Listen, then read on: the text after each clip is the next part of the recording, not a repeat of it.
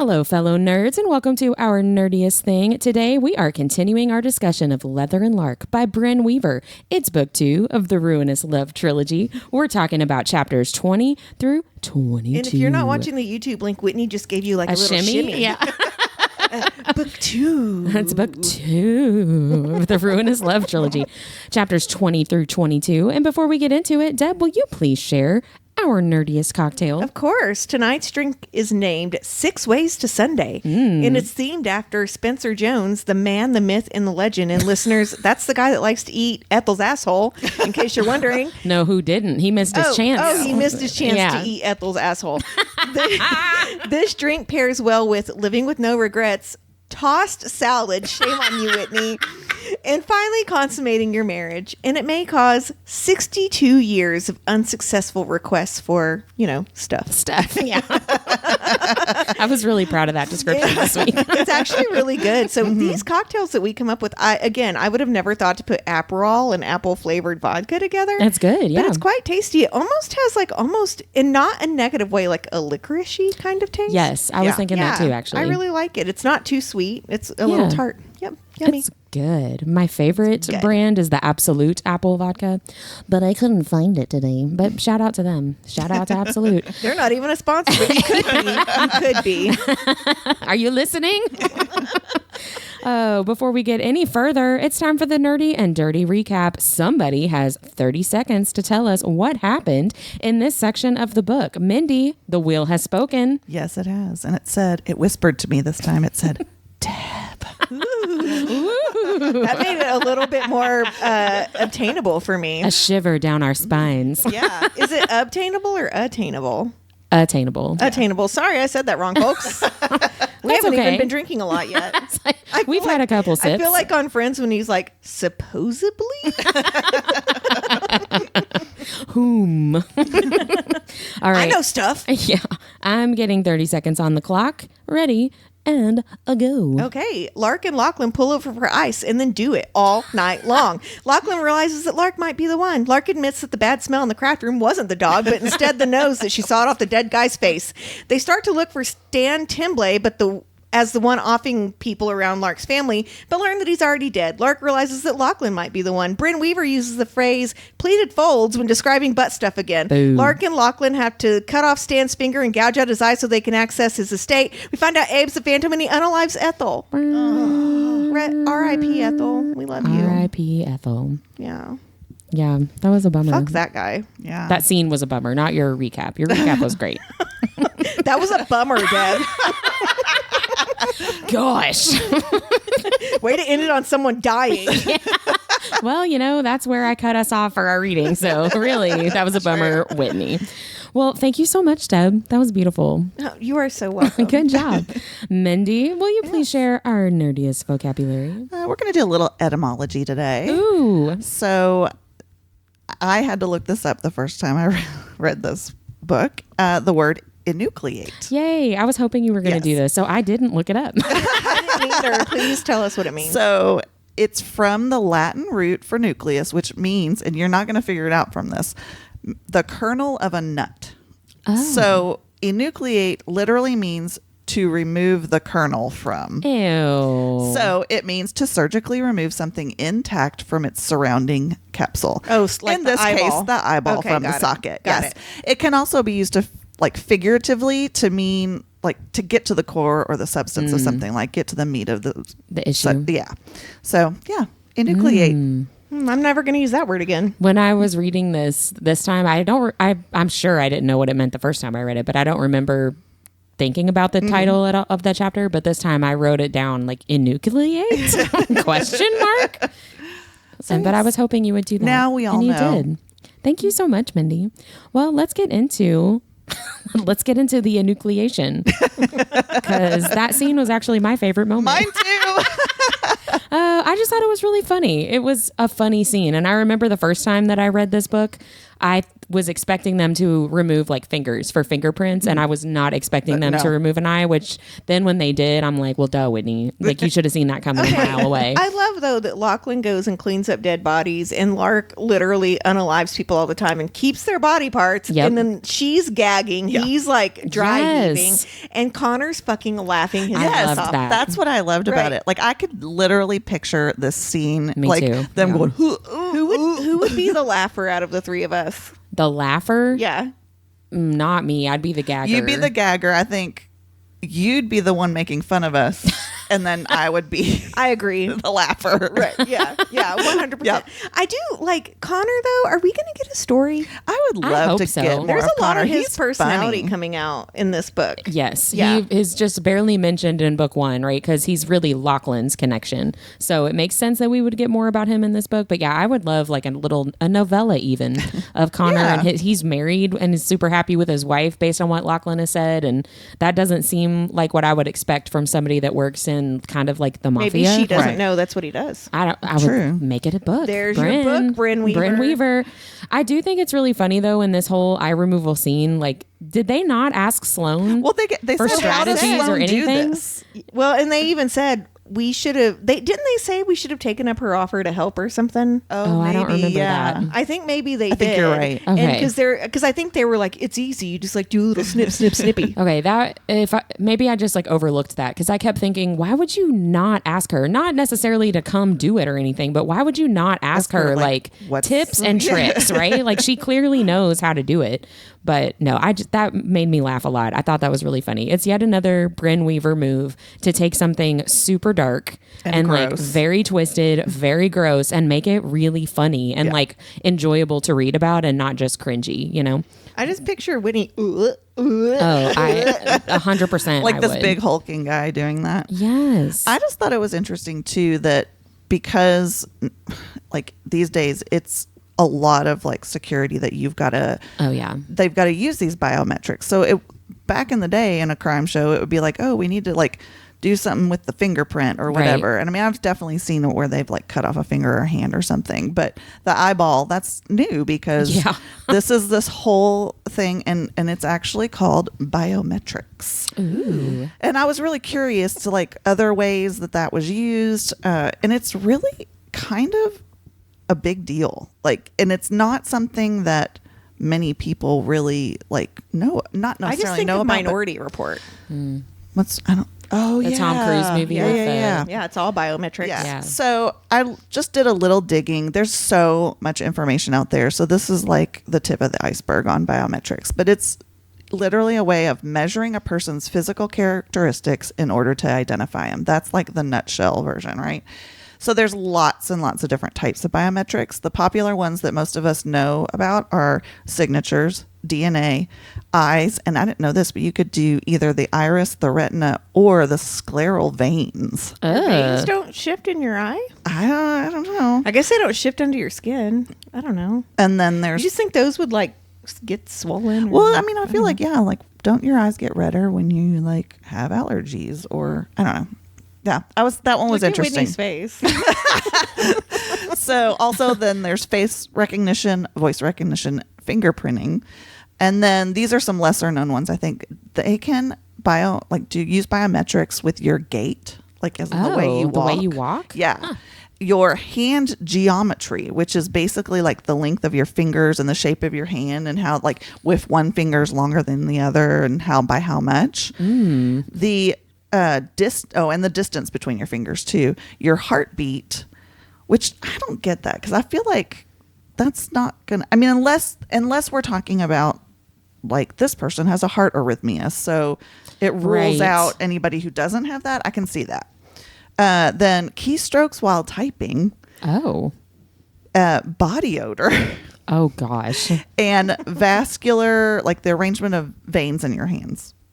Which again, I feel like That's so weird. that could change. But so those are all the different. That's what I'm saying. Like this is That's a lot, yeah. huge umbrella So of things. Face ID on your phone is biometrics. Yes, and I'll get to that in a little bit. So just a little. She's like, "Yay!" Just a little. I knew something. history. As early as the 2nd century BC, Oh gosh. a Chinese emperor Qin Shi was using fingerprints to authenticate like certain seals that people were using, I guess, to, I don't know, like communicate. I don't know what they didn't tell me what kind of seals they were, but Well, you should have asked them, Mindy. I should have. Should have written the writer of that article. I wonder how they were doing that though, because maybe it's just something like, I mean, it could have been something like in clay, like if they were using that. Yeah, I guess I'm just thinking like today they would use a microscope to look at the pattern of your fingerprints, and I'm just wondering like what were they looking at? Is there a dude at the door like comparing the clay? That's what I'm wondering. Like how much could you really see? I don't know. That's interesting. Then fingerprints were first used in a commercial setting when a British administrator in India had some subcontractors sign their contract with their fingerprints. So the use of it for policing purposes, though, was documented as early as 1888 in France for identifying repeat offenders for policemen. Well, and then, way to go, France. That was a good idea. Then the UK Metropolitan Police adopted it in 1901, and then it came to New York in the US, and it was first used in 1902. The FBI, though, didn't adopt it until 1924. Sounds like America. Yep. Came from somewhere else? No. We're not going to try that New York City stuff. New York City. Remember the salsa commercial? I swear, anyone under 30 is like, what? What? I say that all the time in my house. New York City. Do you use that kind of salsa? No. I thought maybe you got Pace excited picante. every time you pulled it out of the fridge or something. Sorry, I've got us off track. No, Mindy. it's okay. I started that. So anyway, so this is some of the ways that you can see biometrics in action. So obviously, and this is what you brought up, Whitney, the most common application is everyday use of like physical access to a building or an establishment where you like I badge in to our doors every day. And then logical access to computer systems and networks. And that includes our phones, which are an IT system. So many of us use fingerprint and or face recognition to access our phones on a daily basis. True. So everybody pretty much is using biometrics most of the time. It's kind of weird when you frame it like that. I know, right? I don't know why I find that so Well, wait till I unsettling. get to the like controversies and the risks. Uh-oh. So the next one obviously is law enforcement and public security. Of course, they use fingerprints, but I didn't even think about this, but face recognition in the form of mugshots.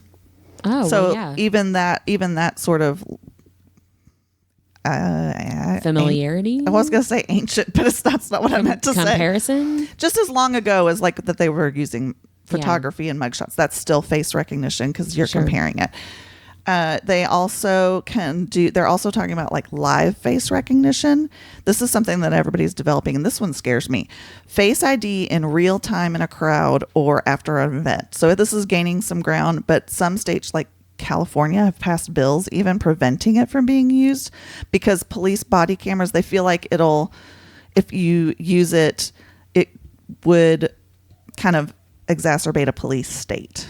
Like Theoretically, you get pulled over because you're speeding and the police officer has their body cam on and the body cam like shows your face, and then the police officer is like, this is Mindy Jett, you know. Well, and then they're like, and Mindy Jett has all these like offenses or whatever. So like it gives them all that power. In the words of Jim Carrey, stop breaking the law, asshole.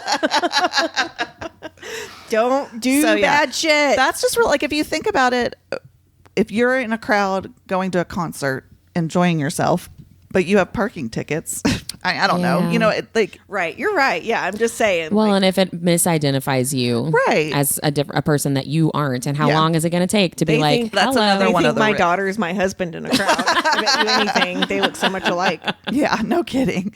So the other major person, I'm really struggling. Entity. Entity, thank you. The other major entity that uses biometrics is the military. They have a complete database of faces, their irises, fingerprints, and DNA to identify enemy forces and non-U.S. citizens on the battlefield, mostly from Iraq and Afghanistan. So they've been keeping that for a while. Interesting. We also have travel, migration, and border control of, a very timely issue. But there is this thing that they're working on, and some countries have already adopted it. It's biometric passports, which include 2 fingerprints and a photo ID. So it's like an e-passport, right? And it's helpful that it speeds up any kind of border crossings, and it has actually prevented hundreds of people from using another person's passport. So that might have some good and it might not. Again, if you're talking about somebody who's going to abuse this, right, it's not going to have great outcome. We did that when I went to Belgium last year. I showed my passport at like TSA, but then to get on the plane, they scanned your face. They're doing that now on domestic flights too. Oh, I did are it they? last week. Yeah. Oh, wow. Okay. So, yeah. So it's Well, there you definitely go. being used more often. And then finally, call centers use voice recognition to help prevent fraud and financial crime within banks, tech organizations, and other commercial entities. And I mean, I think about that when a lot of things are automated now, right? And so I'm wondering if that's going to pull in eventually for there. Then just a couple other entities that are experimenting and or implementing biometrics include healthcare and like population, like census, that kind of stuff, which makes complete sense. And then there are some advantages of using biometric data. It's universal. It's found in all individuals. It's unique so that you can differentiate between the individuals. It's permanent. The things that they use are permanent. They're recordable and measurable for future comparison. And they're supposed to be forgery proof, like in the case of fingerprinting and Unless facial you recognition. gouge someone's eye out or cut off their finger. Right. So, or you have the technology of Sydney Bristow. Truth from Alias. Yeah. Well, now AI can imitate your voice. Well, I mean, and honestly, it could probably do stuff with your face too eventually. Like, I don't want anybody to do stuff. No, I'm just saying, like, use it as a. No, I know what you mean. Yeah. Yeah, for sure. So the thing, this was the stuff that kind of, this is what makes you wonder, like, is this really something good or not? Things that make you go, Yeah, these are risks and controversiality of biometrics. So some biometrics have been shown to be more well suited to like different categories of persons, such as like certain types of biometrics might work better on women than they do on men, or vice versa, or light skin and dark skin, or older people or younger people. So just depending on what it is, it may not be accurate, I guess is the word. For facial recognition, just something as simple as cutting or dyeing your hair or growing a beard or shaving one off can mess with that database. Or like full glam makeup versus I just rolled out of bed and I look like a bridge troll. I roll out of bed looking like this. I actually believe that you do. No, you guys should have seen my hair this morning. I look like Ace Ventura this morning. It was awful. Because when I wear my hair curly and like I sleep on it, my husband, when we first got married, he goes, I go to bed with Deborah, but I wake up with Howard Stern. Oh, that's great. Nice. Yeah. He's a great guy. Some other kind of effects of it, you can use a lower quality camera that can increase the risk of error because it's less likely to provide reliable accuracy.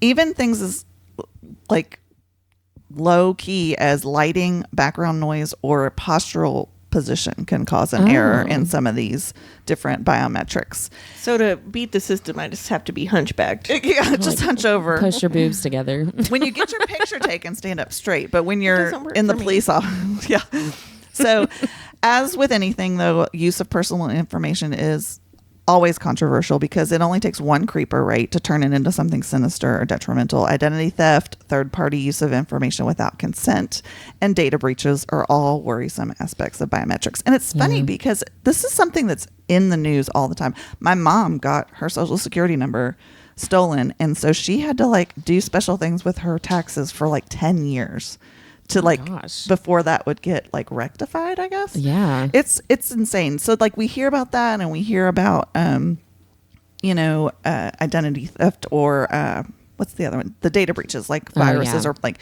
if you've signed up for whatever. Yeah. Hackers. And hackers these days are so skilled. Yeah. And I don't know. It's like, I don't want to like add that anxiety to my repertoire, but I don't think I really thought about it Yeah. as much. Can we not use those skills for good? I know, right? Come on, We people. definitely can. That's what I'm saying. I just feel like Yeah. it just takes one asshole. That's what I'm saying, though. If There's you're that always smart, one. Yeah. use your Yeah. skills for some good, too. Yeah. There's always One bad There's apple. always people.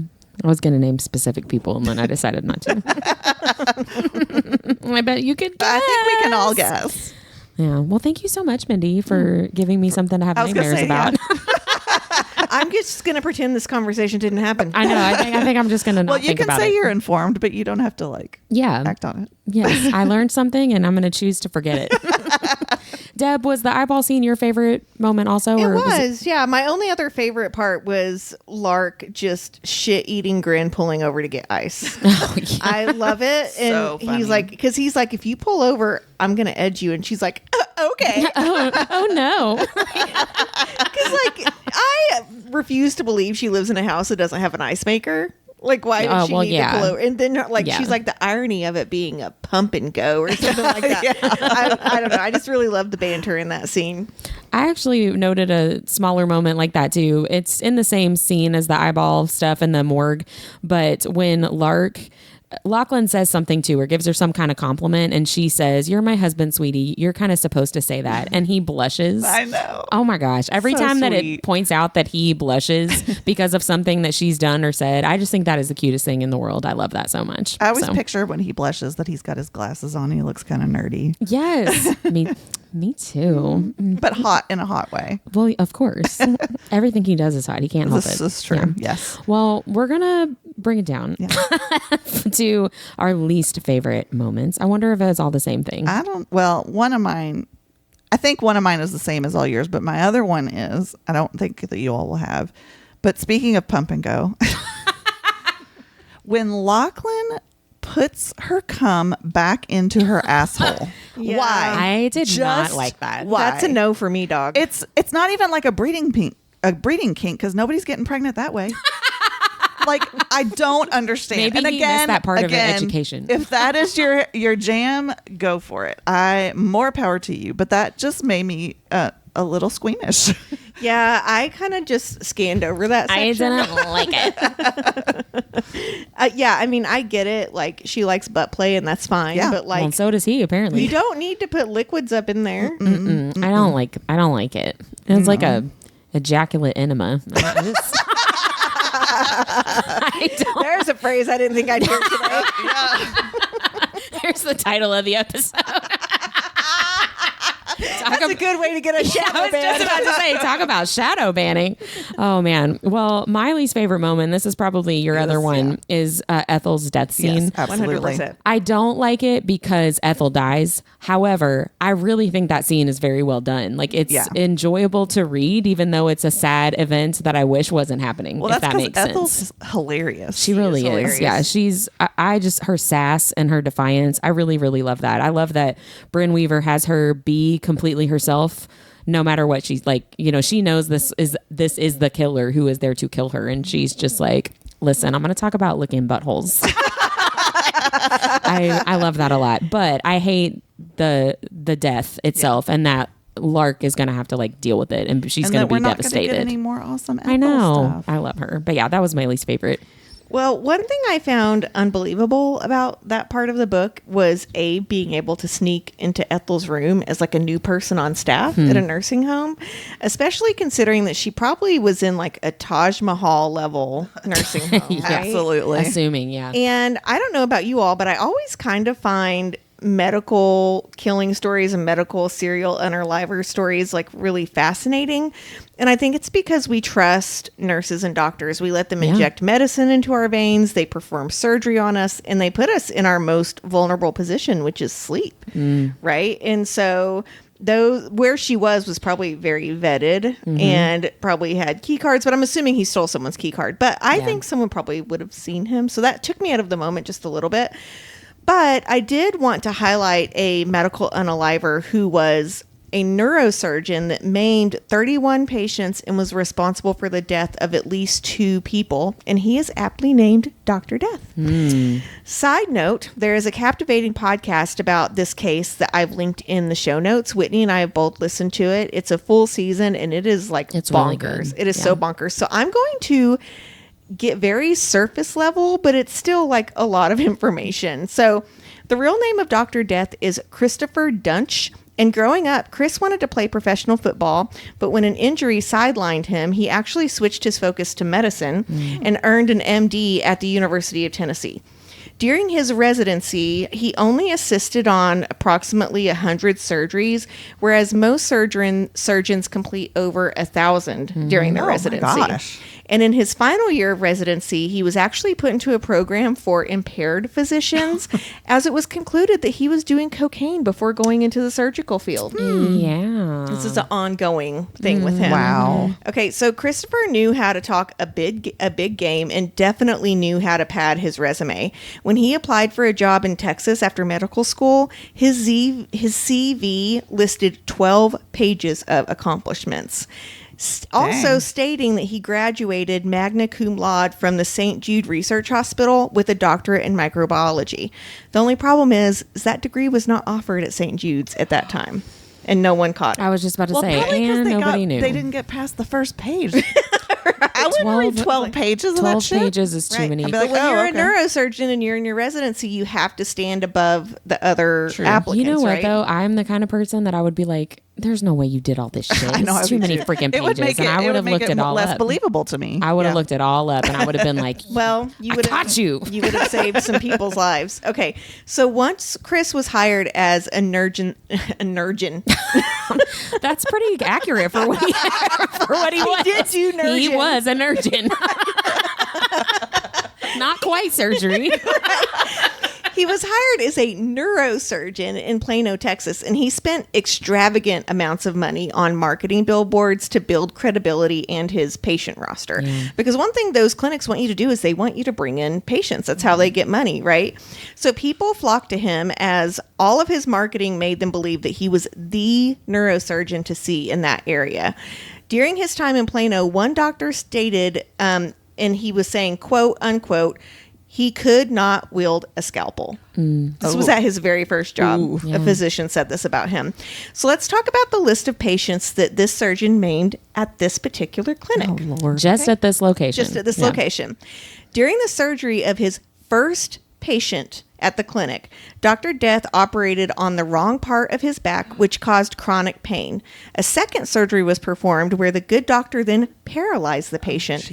The patient was able to rehabilitate to some degree, but can currently only walk about 30 feet while using a cane. So that was as far as he was able to rehabilitate.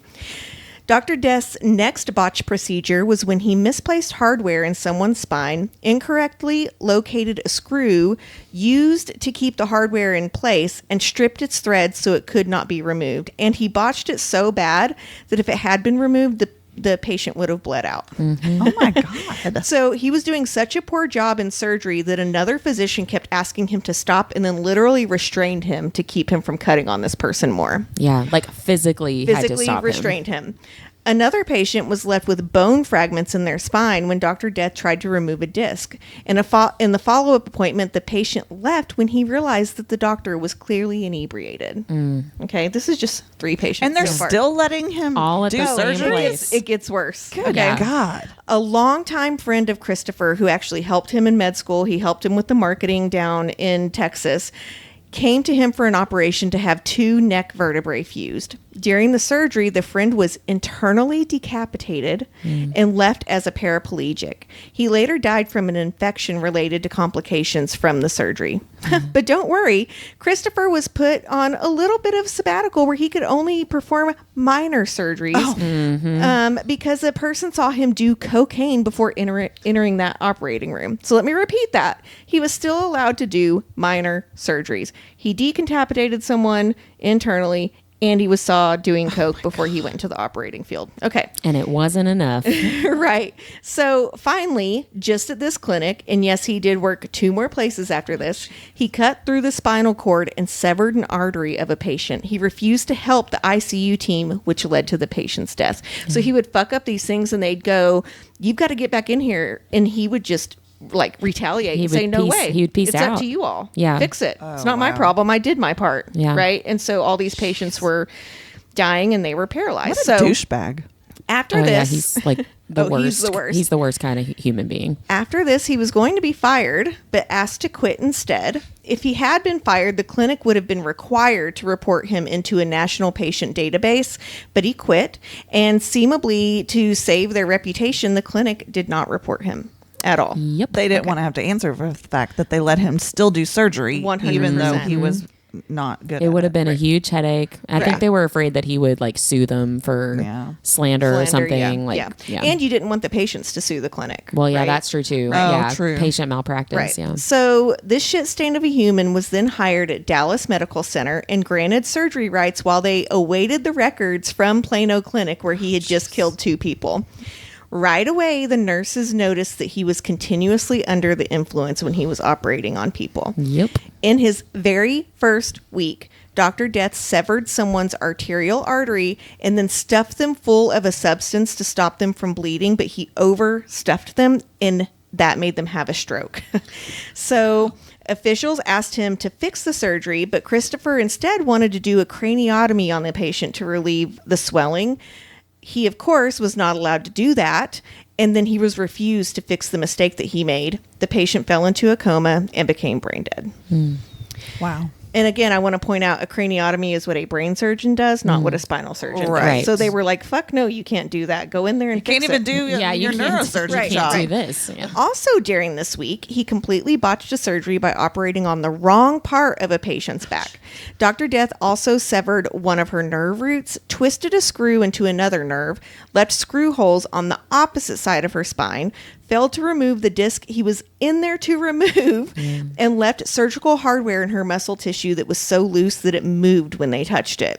And despite several warnings from his colleagues not to do so, he kept attempting to put screws into muscle rather than bone, and he just kept operating, even though the people in the surgical field were like, you know what, you need to stop. When another person went in to fix the botched surgery, they began to question Dr. Death's experience and even thought that he might actually just be impersonating a doctor. Yeah. So they called UT and they're like, no, he graduated from here. And don't forget, he's not in the National Patient Database Yep. for the deaths that he Still. caused. Still. Yeah. So this surgeon reported Dr. Death to the hospital, but unfortunately, again, the hospital did not report him to the database. After this, we're still going. Yeah. This is still surface level of what this guy has done. It's crazy. After this, the good doctor went to Southampton Community Hospital in Dallas, where he left a patient with no feeling on the right side of their body, paralyzed another patient, caused a patient so much pain that the amount of Percocet prescribed couldn't be filled by the pharmacy, and severed someone's trachea and artery. I would like to note here that the pharmacist that couldn't fill the Percocet prescription literally said that it seemed like Christopher was trying to kill his patient. So she brought this up and said, I Like think it was he's so trying much. to kill his Right. patient. Right. But it was because he was in so much pain and no Percocet would work because he my God. had messed up his spine. Meanwhile, Chris applied for privileges at Methodist Hospital in Dallas. And again, that database that I told you about, the hospital looked him up and he had a spotless record. He doesn't have any So flags. Yeah. They hired him. At this hospital, Christopher operated on a man mistaking part of his neck muscle for a tumor during a routine cervical fusion. Chris severed one of the man's vocal cords, cut a hole in his esophagus, and again sliced an artery. Gosh. He left a sponge inside the patient to soak up all the blood, even though his colleagues in the operating room told him not to. This led to sepsis in the patient, and again, he refused to operate. So there was another surgeon that said they would go in and fix the issues. And when they went in to correct the problems, he said it looked like the work caused by a crazed maniac. And he also said it looked like Dr. Death was actually trying to kill his patient instead of helping him. Yeah. The patient was left with only one vocal cord, permanent damage to his esophagus, and partial paralysis on his left side. He has had 50 surgeries since then to correct the procedure. 50. So luckily, this was the last procedure that Christopher was ever allowed to do. The surgeon I just spoke about finally reported Dr. Death, calling him a sociopath, but I'm saying psychopath here for the record. And Christopher, he said he was stating that Christopher was a clear and present danger to the citizens Yeah. of Texas. Yeah, So he that's what was. he went to like the law enforcement with. So I think it's important to point out that this didn't happen in the 70s or 80s. This happened in 2013. Yep. Yeah. So this is 11 years ago. recent. Yeah. Recent. Yeah. And things didn't go well for Chris after his medical license was finally revoked in Texas. He was in over $1 million of debt, had to undergo a psychiatric evaluation in order to see his children, was arrested for a DUI, and then arrested for shoplifting. Yeah. So luckily, 3 of his patients were determined to make sure that he had criminal charges brought against him. So they tried to sue him for malpractice, but they Right. were out of the limit for statute of limitations. It had been too long. So they wanted to bring forth criminal charges because without charges, Christopher could technically apply to practice medicine in other states. And they knew that. So Yeah. I'm just like right. flabbergasted. luckily, he is currently in prison with no chance for parole until 2045, which means he will be at that time 74 years old. Yeah. So won't get hired Yeah, nobody's anywhere. gonna- I was And gonna he's say, had criminal. Let's hope so. You just have to put his name in Google now, Right. and Yeah. it's you see Yeah. all this stuff. And that's the story of Dr. Death, Christopher Douche. I mean, Dunch. Yeah, he's a horrible Well, and person. also that surgeon that you were talking about, like he didn't just call up the medical board and they were like, "Oh no," and fixed it immediately. Like this was a long process of this guy saying, so he got his license taken "Stop away. him, stop Right. him." Yeah. He got his license taken away. Well, he was fired from that place in 2013. He technically could have gone to another state during that time, but it took 2 years for that criminal case to come forward, and that's why they were beyond the statute of limitations. So, I mean, this guy, but I say, like, it's unbelievable that Abe could have walked in and killed Ethel, but this guy did all this Yeah. shit 10 years ago. Yeah. In hospitals that should have been talking to each other. And I know that the clinic doesn't want to be like, oh my God, we hired this guy and he botched all these and we can't report it. But if they had reported it, they would have saved all these lot of people. lives. Right. And these people that are, left with the horrible state of life for the rest of the Forever. on Earth. Right. Yeah. And so, I would highly recommend the podcast. It's linked in the show notes. it's Go really listen good. to it.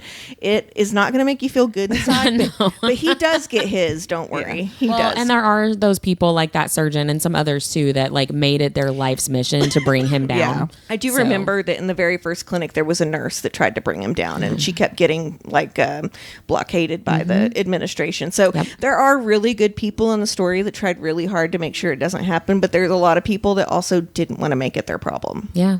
Yeah. For sure. As disgusting as like all serial killers are, I still find it fascinating how their brains work.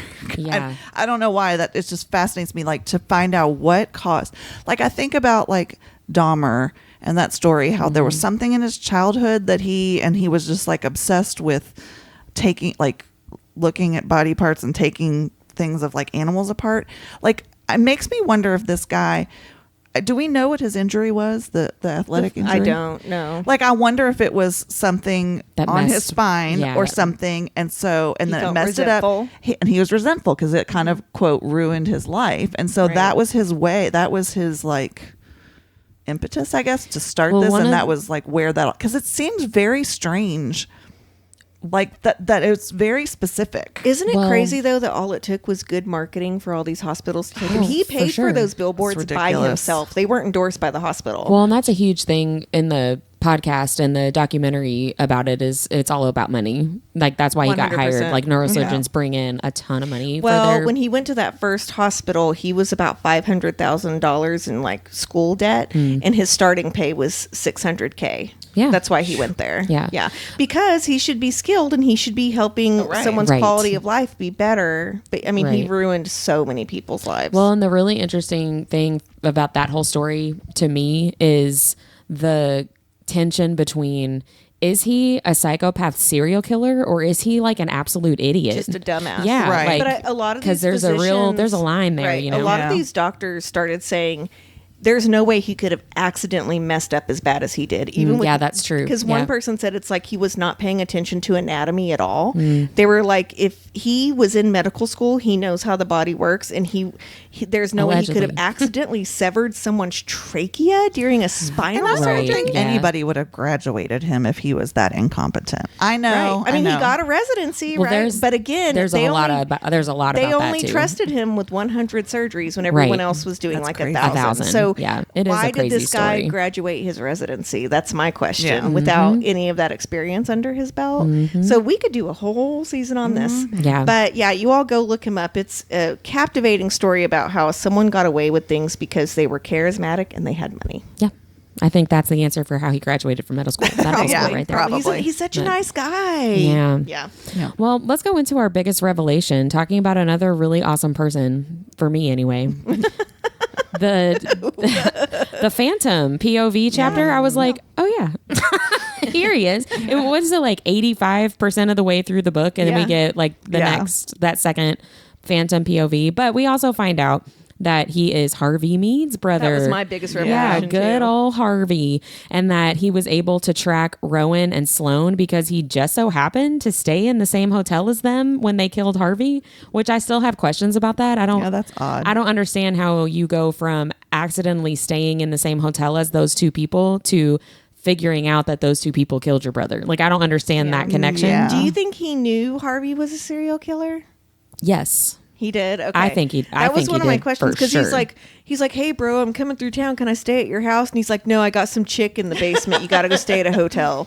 Yeah. Well, no, I Oh, think and mom's in the living room. I think he came to town because Harvey died.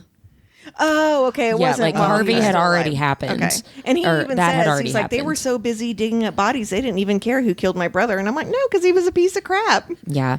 That actually was one of my questions of like, you know, the Phantom has convinced himself that his kills are like righteous jobs Right. from the Lord himself, right? But I wonder, what does he tell himself about his brother's murders? You know what yeah, I I was mean? wondering that same thing. Like, how can he Yeah, like justify that? Yeah, how do you reconcile like your clearly strongly held religious beliefs to Yes. what your brother was doing? Because that's very different from what you are doing. Yeah. I get your logic of your craziness and how you've justified what you're doing, but he was doing something very, very different Yes. from that, and I don't understand how you. I'm just like, going to say think that about it. no higher being I want to believe in has ever told me to murder someone. Yeah, no, I'm just saying. that's you know not what, how it though? works. We don't know that Harvey Mead didn't have voices telling him to do that. Well, that's true.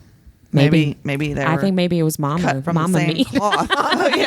I think Mama Mead was probably If talking the to him. listeners don't remember from Leather and Lark, Mama Mead is the one that Sloane drags up Harvey's body. It's his dead mother and gives him a fucking heart attack. It is Yeah. like some just desserts. It is You've been a perfect. bad boy. You've been a bad boy. Was that your all's revelation too with That the was mine. Phantom? No, mine was that I totally forgot that Stan Tremblay died. I really, in my mind, he was still like shady and he had something to do with these killings somehow. Like Shocked, maybe I he's tell you. he was the Phantom or something. Yeah, like or he was helping him. I don't know. Like I was like, oh, he did die, didn't he? Okay. I've R.I.P. forgotten to. Don't worry. R.I.P. Stan. Stan. Yeah. Whoopsie. Well, we learned a lot about Stan and the Phantom. Let's go into our favorite spicy scene because we actually have things to choose from I know. in this section. So what did you guys say? Mine is one word. Drive. Oh, When he looks at her and he says something and then he just whispers and he like looks her in the eye and he goes, drive. I thought you were going to say butthole. No, God. I love the angst and anticipation in that part of the book. Like, Yeah. I think she was procrastinating a little bit because she was nervous. Because Yeah, I he agree. just told her he was going to fuck her till she couldn't walk. I mean, as great as that does actually really sound, that would actually make anybody kind of nervous. So I think she's procrastinating, and then he's like, drive. And I was like, take off your shirt. Yeah, Will, take off your shirt and tell us. That's from Friends, listeners. Hey, I got it. Mindy, what was your favorite spicy scene? Well, it was the ice play scene until the word pleated rim came into play. But Then he's dripping cold water. Yeah, I down her know. butt crack. But really, the whole ice thing has me curious. Like, You've never used ice in the bedroom? no. Maybe, New kink Lou. unlocked? I don't know.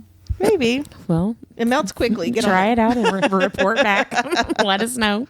That actually was one of my questions was how big was that piece of ice? Because they did a It lot. lasted a while. Yeah, they did a lot with it. And then I was like, it's still there? Like, how is this not melted? It wasn't like, nugget ice. Yeah, it was like in your butt. Like, how is and against her clit. Yeah, like, which you know is not a cold place. right? Like there's no way that didn't Maybe he just melt kept the whole way.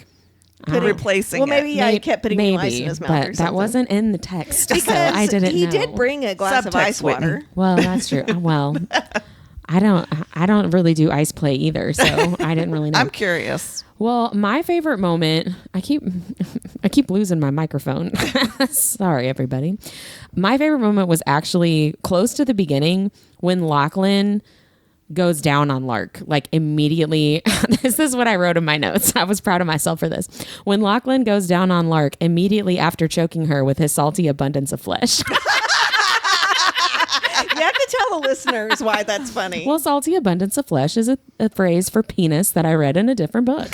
And it made me go, It ugh. also scarred her for life. I think it made me laugh in this context. It was an though, but- author we love too. That's what I know makes it, so it was bad. kind of a bummer, but I just really liked that detail that because they're doing all this like degradation stuff, and then he immediately like flips her over and gives her pleasure without her asking or anything like that. He Right. just like wants to do that for her, and to me that read very much as like an aftercare thing that we've talked about Right, before. yeah. When you do that kind of degradation or BDSM or whatever in the bedroom, that you need to have that aftercare. It's Right. not just about like Right. a power dynamic. It's actually about like trust. And consent and like caring about each other. Any man that ever listens to this podcast and he's like, those chicks just talk about sex. Meh, meh, meh, meh, meh. Why don't you try being a giver? It goes a long way. Yeah. And I want to go ahead and say the three of us have been married for 20 plus years each because our husbands are Almost. givers. Yeah. Oh, yeah, you're almost there. But yeah, they're givers. Yeah. Yeah. Yep. Shout out to Robbie. Shout out to Brian. Shout out to Darren. Oh, he'll love that. What about a chapter MVP? Who'd you guys pick for your MVP? I picked Ethel. Me too. Me 3. Okay, you guys tell me why you picked her first. Just because she was a spitfire to the end. She died with class. She accepted her fate. She defended Lark until Yeah. the very end. And I loved that line where she's like, he's going to come get you. Yeah. And then she's just so fucking funny. Her whole thing about eating ass. I was just dying laughing through this whole death scene. Like, who does that? Who laughs through a death scene? You have to when it's Ethel. I So she enjoyed said that a lot. 3 things that I loved. She said, number 1, men like you have been underestimating women like me since the dawn of time. So your surprise is not refreshing. Because he tells her, I'm surprised by you, Ethel. Yeah, you're not what I expected. And then Yeah. he's doing the whole, like, he's essentially preaching a sermon to her. And he said, let the marriage bed be undefiled. And she goes, define undefiled. And then he goes, for God will judge the sexually immoral. And she goes, define sexually immoral. Do threesomes count? Because there was this one time with Jenny. And like, I love it. And then the part you just said, she goes, touch my Lark and he will kill you. Yeah. And then she dies. And I love That's my that. favorite. Yeah, I enjoyed Loved that it. a lot too. Yeah, Ethel was my chapter MVP for all those same reasons. She's hilarious. She's sassy. She pushes the Phantom's buttons, even though like, I thought you were going to say butthole. well, maybe she did. I don't know. But he is in complete control in that situation, right? Like Yeah. she's helpless. There's nothing she can do, but she still is like egging him on. And I just really And enjoyed has that the a lot. upper hand in some way. Yes, 100%. Just one little sliver of she's upper making hand. him mad, Yeah. and he's like, "I know she's testing me," and she's like, "Yeah, I'm testing you." I love that. But yeah, that whole quote about underestimating women. Men have been underestimating women since the dawn of time. I loved that quote. That's my favorite quote in the entire Probably section, me too. and it inspired my deep dive this week, which is going to be a little more uplifting than, than Dr. your all's. Biometrics. Yeah. So this whole concept of just underestimating women and being shown how wrong you are is what inspired my deep dive.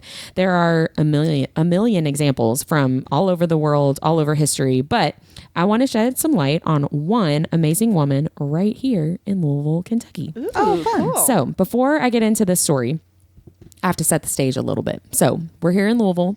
Louisville is actually a very diverse city, but it's a very segregated city. Yes. So in 2019, Louisville was ranked the 4th most segregated city in the entire United States. Not surprised. Over half of the black population in the state of Kentucky live in and around Louisville compared to anywhere else in the state. Within the city of Louisville itself, because of legal segregation from the early to mid 20th century and racism and continued discrimination, the west end of Louisville has been predominantly inhabited by people of color and has consistently faced issues like food deserts and a lack of access to healthcare. There's a street in that neighborhood that's one of the poorest streets in the entire nation. Yeah. Yes. So the west end of Louisville has not had a hospital in that part of town for 150 years, which I did not know before this week. And that's where this whole deep dive comes from. So 150 years. So if you think about like our side of town, how many hospitals you can get to? They're literally There's like a block away. Like, 10 Yeah. at a minimum. Within like a 10-mile That's radius, not including right? Like urgent care clinics and private practice. Yep. The like minute clinics and CVS and stuff. Like the West End hasn't had one for 150 years. I did not know that. I didn't know that. either. I didn't know that before this week. So that all sucks. our city's got a long way to like go. we're supposed to bring us up. Yeah. Well, I'm getting to that part, Okay. but I had to set the stage first. So something really, really amazing happened this week, thanks to an amazing woman here in Louisville. So 5 years ago, Corenza Townsend was working in the Norton healthcare system as a registered nurse. That's one of the healthcare systems here in our city, and also probably in the whole nation. I guess it's probably a nationwide place, but I don't know actually. Anyway, Norton Healthcare is at least here in Louisville. She was a registered nurse and worked her way up into administrative leadership in the Norton Healthcare organization. And she knew there was a need for a hospital in West Louisville. And so she approached the CEO of Norton to basically present her plan to build a new hospital in the West End. Okay, so like this next part, I have not seen officially in interviews or news stories about it, but I saw it on social media and I saw her allude to it on one of her Facebook posts. So I think that this next part is true. But a word on the street is that she waited for the CEO of Norton outside of a bathroom to be able to talk to him. This wasn't like a scheduled meeting. She ambushed him. Yes, she like ambushed him with like her team of people, I think. And when she presented her idea and said, we need to build a hospital in the West End, allegedly, she was told by multiple people that she was not qualified to do that, that she didn't have the leadership or training to do that she wasn't going to be able to fund the project, that she wasn't going to be able to find a place to actually build it, that she wasn't going to be able to staff a hospital. That sounds so familiar. I know, right? All that talk about underestimating women, right? So I think that's true. But allegedly it was originally poo-pooed and she was told she wasn't going to be able to do it. And she said, watch. So actually, like 3 days ago in November 2024, they held the ribbon cutting ceremony to open the Norton West Louisville Hospital. I'm on her website that's right now. Isn't that amazing? Awesome. Yeah. So the hospital has a food pantry, x-ray capabilities, an emergency department, and more for the citizens of West Louisville. Corenza is a woman of color. She was named the chief administrative officer of the Norton West Louisville Hospital.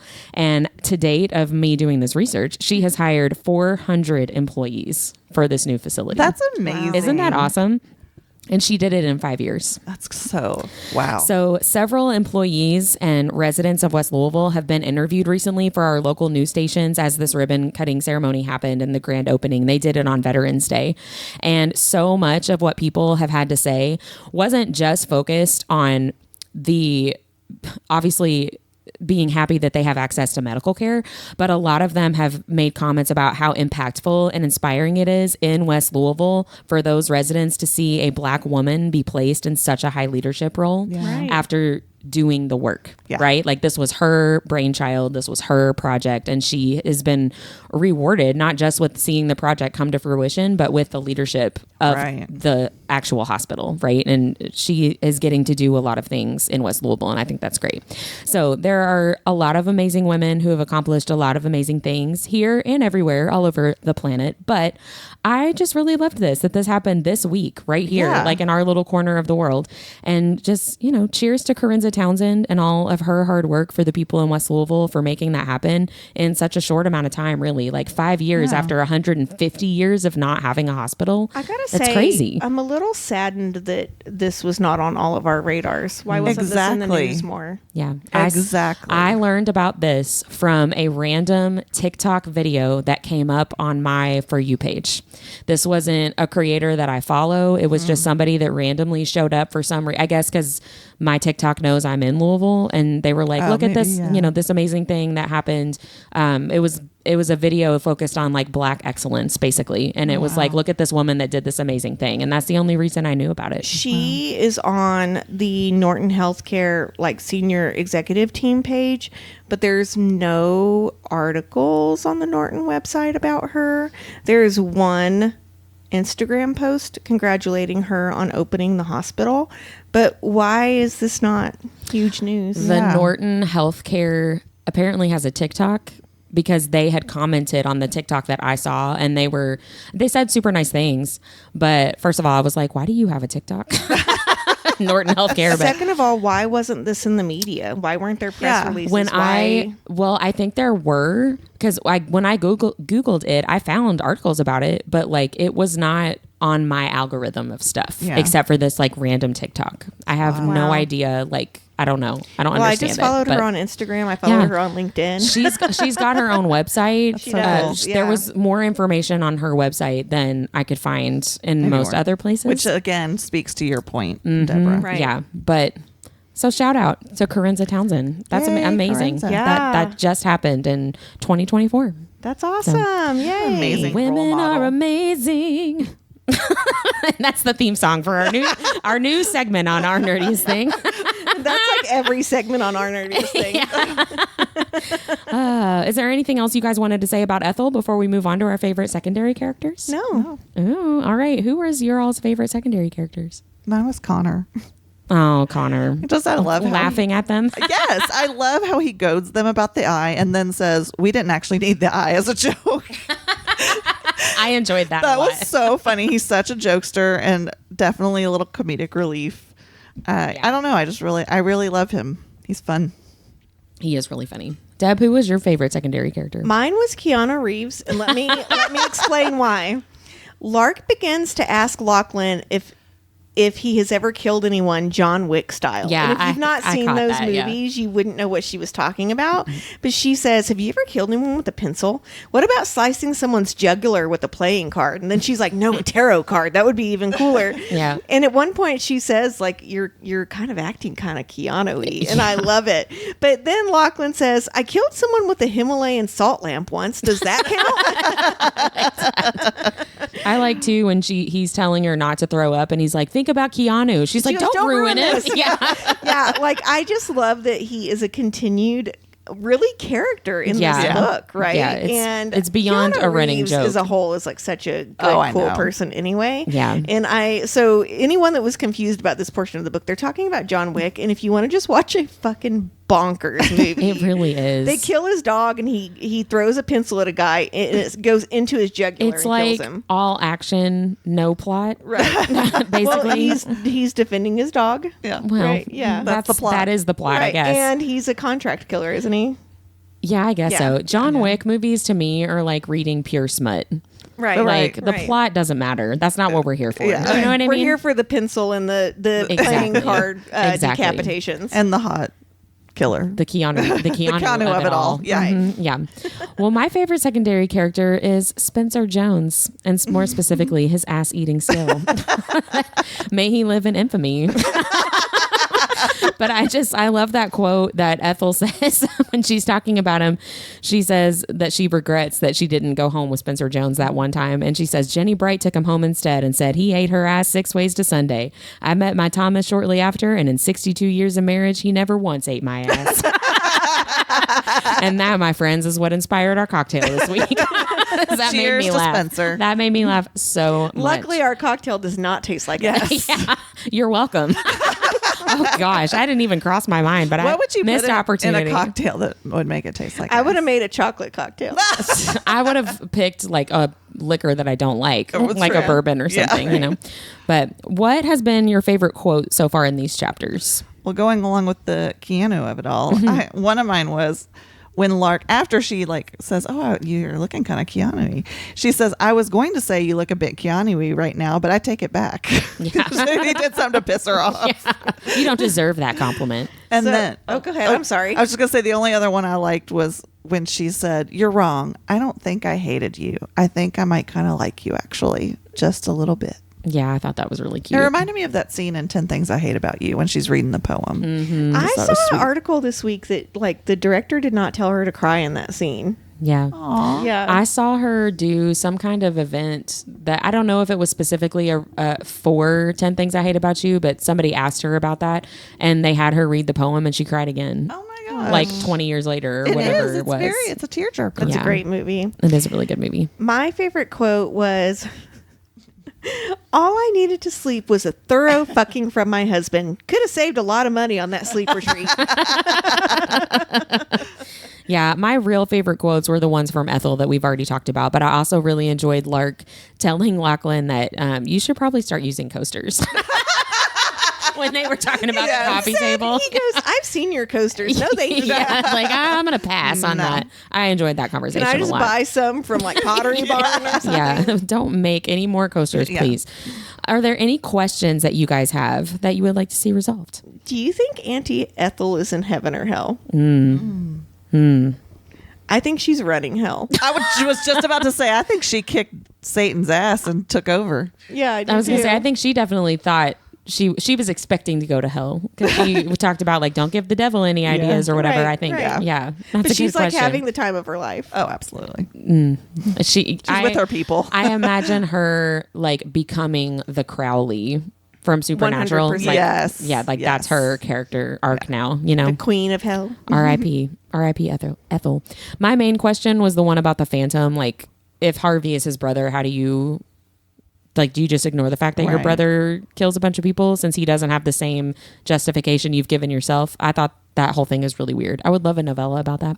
My other not a serious question, but also for real, why does everybody have to do all the butt stuff all the time? Can we not have a sex scene that Here's the we don't thing. stick fingers in butts? I don't mind the butt stuff that's very popular in romance right now, especially when it's done right. But just call it an asshole. For me though, it's And don't spit down her crack. It's like every single book, every single sex scene. I'm like, does nobody ever have sex without the butt? No, ever, never. Like, I come do on. feel like It's not for me. Clearly, it feels a little trendy right now. And I think part of it is just because, and maybe it's always been this way and I'm just now like realizing, but I feel like the romance writing market is pretty saturated right now and people are trying to stand out. Here's what I'll say but too. then if everybody does it, it doesn't. I know, that's you know what I'm I saying. mean? But like if you think about it, like everybody's kind of writing on their own and then everything comes out and then it's like that, then they'll start moving away from You it. know what I think it is, though? I think it is a safe space for women that do enjoy That's anal true. play, and that's never been a thing in romance books before. Now, maybe in like the super edgy one. So I think it becoming mainstream is kind of a good thing because Sort of like then a representation people are thing. comfortable with what they want to do in bed. Yeah. well, Right? no, and that's great. But literally every single Yeah. book I read, I think that I mean, like the it's- romance like genre is trying to give that credit where it's due right now. I think it's probably going to guess. fade out pretty soon, but like yeah, It's- there's a lot of butt stuff right now. Which people like that. That's great. Not everybody likes that. I don't like that. I would love to read a romance book that doesn't have that anytime soon. Like it literally every single. I was going to book. say, the Lila Sage book I'm reading right now. Nope. It's and it feels like you're saying trendy. It does a lot of the scenes. And maybe it's just because every single book I'm reading has it, but it doesn't necessarily feel like a choice. Like, well, this makes sense for this relationship and these characters. It feels like, well, this is what I got to put in here because I'm writing a romance book, Right, and this is right, what we're doing. right. You know what I mean? Yeah. I thought you were saying this is what I got to put in here from like the guys.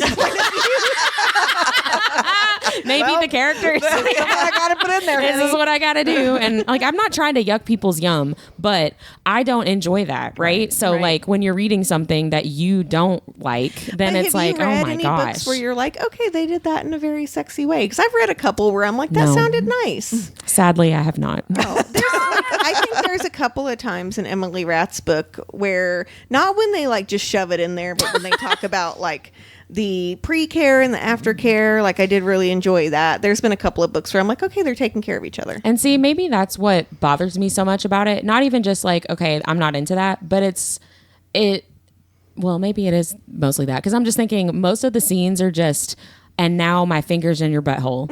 And there's no, there's no lead up to it. There's no discussion about it. There's no real asking for consent other than like, I'm just going to slowly move my hand down to your butt and See how you react. and just see if you tell me, no, don't do that. Yeah. But then nobody ever says, "No, don't do hey, that." what are you doing?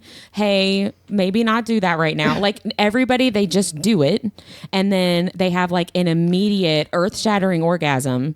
And I'm just like, that's not realistic for every single book, every single time. Like that's right. not real. You You know, need to read maybe that's why I'm So, really disliking it so much. Pucked. The heroine in that says exit only. Pucked. Yes. Okay. I went Helena Hunting. Emily Rath. I was like, I think I read that. Helena Hunting's Pucked series, Helena the Hunting's, very yeah. first one in that series. I still haven't read any of her Yeah, books. and He it's- tried to like slip it in. She's like, whoa, whoa, whoa, whoa, whoa. Well, no, he's like very well endowed, and she's like, absolutely not. That is not going in my butt. This is exit only, and she like sticks by it. Like I think Yeah. eventually they do like in some later books like experiment with butt plugs, but other than that, I will say, I think this is what you just used as an example too. The not pucking sweet, pucking wild. yeah. I do appreciate that there's like a conversation and the prep. That makes it more realistic to me. But I just, everybody's just sneaking their Whitney's not into butt stuff. And that's everybody's okay. just sneaking their fingers in there, and everyone's reaction is just like, oh my gosh, immediate orgasm. Okay, and I'm just, that's not real. When I did my deep dive on butt stuff not Yes. too long ago, you're really not supposed to take your fingers from the vagina to the butt. It can cause an Yeah. infection. So Yes. and again, And Emily, definitely don't take it from the butt to the vagina. Oh, right. And Emily worse. Rath even talks about like how in her books there's not a lot of like earlier in the day prep, which you do kind of need if you're going to have strenuous anal sex. And she said, you have to kind of suspend disbelief. Yeah. So I'm going to pretend that these people stood up and washed their hands so I don't get an infection in my Lachlan does butthole. go in this scene. She specifically talks about him washing his hands. Yeah. Like she Yeah, watches that's him right. go up, and I did appreciate that. No V in the B and no Yeah. B in the Yep. B. And in Fangirl Down, I appreciate when they're in the shower because she makes sure everything gets clean before she goes in there. You know what I mean? Let me soap you up there, Wells. Yeah, let me get you real scrubbed down, and then And then toss your salad. and then next week we're reading Sorry, I did not mean to kidding. turn that into like Whitney's gonna rant about butt stuff. that's okay. Not everybody has to like everything. Yeah, but here we are. I'm sorry, It everybody. is in most books right now though. It really is. What are you guys looking forward to? I just want the motherfucker who killed Ethel to get ganked. I'm picturing Lachlan like holding his gun sideways and like shooting him in the head when you say ganked. See, I said the same thing, but I said it in a different way. Oh man, that's really funny. I said resolving this phantom nonsense. And that would be the main difference between both of your personalities. I was just gonna say, if that's not the most Whitney Mindy thing differentiation, I don't know what is. Golly gee willikers, if they could stop this nonsense. And Mindy's like, gank his ass. Just being a bunch of silly gooses. Motherfucker. Mine was Lark and Lachlan admitting their feelings to one another. Yeah. Oh yeah, Like because they fully. really haven't done that, have Nope. they? Well, No. They admitted that to kind of did. themselves, Yeah. but not really to each other. I think they could probably make some assumptions based on their intercourse. I was actually thinking, like, when you're already married to someone, do you have to be nervous about telling them you love them? It's not like they're gonna just like go away because he's like, I'm in this for Yeah. good, right? So couldn't you just tell them you love them? I mean, You would think so. But I mean, I think Lark has trust issues no matter what. Like, it's going to Well, take a little yeah, while. that's It's not, like, I think she trusts him to some extent, but I You don't know. trust him That's enough to put it in her butt. look. I just don't even know what to say to that. She's not wrong. She is not. She is not. Oh, man. I don't know. Some people, the physical stuff's easier than the emotional stuff, though. Yeah. Yeah, that's true. Yeah. I would say it's That was deep, easier for Mindy. me, but not butt stuff. I mean, that's a lot of trust That I would be most nervous about that. Draws the line at butt stuff. with no trust. Oh, gosh. Is there anything else you guys wanted to make sure we talked about with this section? No, I'm good. Well, nerds, we only have one episode left. Next time we'll be talking about Leather and Lark, chapter 23 through the epilogue and the bonus chapter. Until next time. Bye-bye. Bye. Bye.